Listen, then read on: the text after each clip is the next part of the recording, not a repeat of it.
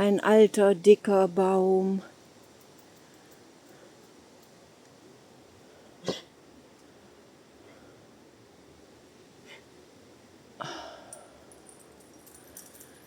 Ja, wir befinden uns gerade auf einem Spaziergang.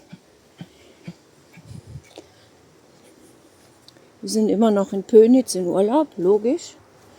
Und das war jetzt ein Stückchen am großen Pönitzer See lang. Und jetzt sind wir hier im Wald.